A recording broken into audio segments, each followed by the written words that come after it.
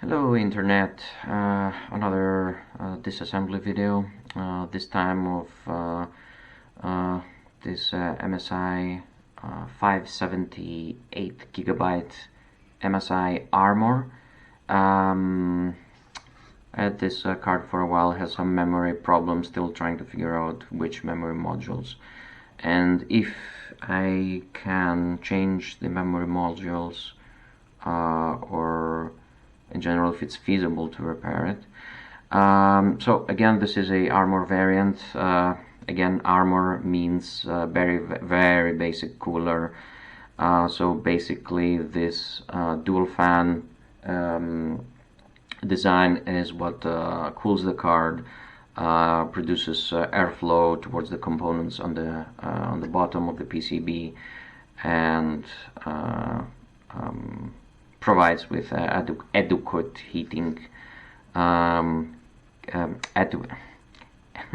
adequate heating, it would be bad, with the cooling to the GPU cooler. So pretty much straightforward, nothing special, for retention screws holding down the cooler to the PCB. We just remove them. We'll take some measurements as well directly after that. So after the retention screws are out, we just lift the card. A single 4-pin connector for the fan here. We disconnect. You can see the cooler. It's mostly pass-through fins. Memory modules are here, as you can see, and the pads as well. We'll leave that to the side. And then underneath core, under here are the MOSFETs, VRM with a simple heatsink for abduction of heat. Just remove the 2 screws, and we force slightly open the heatsink, and it comes off, and that's it. So just to identify some basic components, 12 volt from the 8-pin is here. Display PACs is located here. MOSFETs that give power to the GPU are here. This is VDDCI, and this is memory. And on the back side, this module here, this SMD, is 1.8 volts.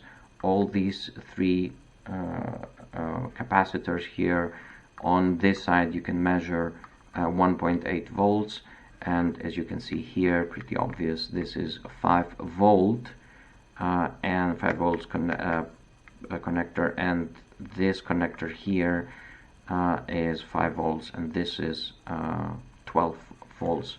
So we'll take some basic measurements just for you to have an idea of what the numbers should look like on a normal working card. Let's move this a bit here.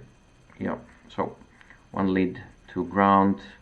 Let's check 12 volts first from PCI. Dot cycling, which is good. 4th pin from the notch there is 3.3 volts and 3.2 kilo ohms. That's fine. Then you have the first data line, 1.1 mega ohms, and its pair, 1.1 mega ohms as well. That's working fine. PEX display port, 27 ohms. That's absolutely fine. There's another 12 volt connector here,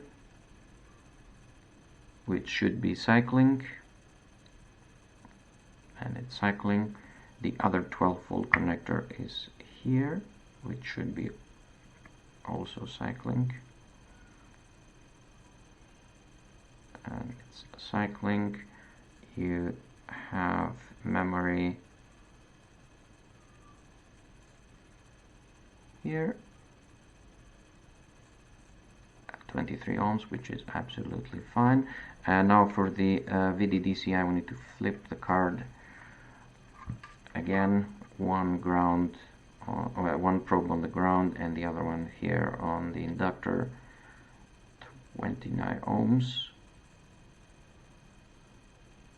Yep, that's fine. And as we said, one of the capacitors to measure 1.8 volts, and should be 3000 range, and it is 3000 kilo ohms. And last but not least, the 5 volt regulator. Oops. And we touch the leg, and it should be 3000 plus. Well, nearly 3000, so 2.9 kilo ohms, and that's it. We can also measure, now that I remember, the PEX reset. PEX reset is simply by touching this first pin after the notch, and it's 5.6 mega ohms. I don't know what the exact number for the PEX reset is, so if you have display problems, you can check this if it's shorted or what kind of resistance it should show, but I don't know what the exact number for PEX reset is supposed to be. Let's check something else. Yeah. Anyways, all the resistance are fine. Again, some of the memory modules on this card are broken. I'm still trying to figure out which ones. And then, again, if I'm able to replace them, because I don't have the technical knowledge for this, I did reflow the card, so put a heat gun on it, and briefly I saw all the solder melt, and then upon removal the solder solidifies, but that didn't make any difference at all. So yeah, again, we'll see how that goes. That's it for this one, and see you in the next one. Thank you.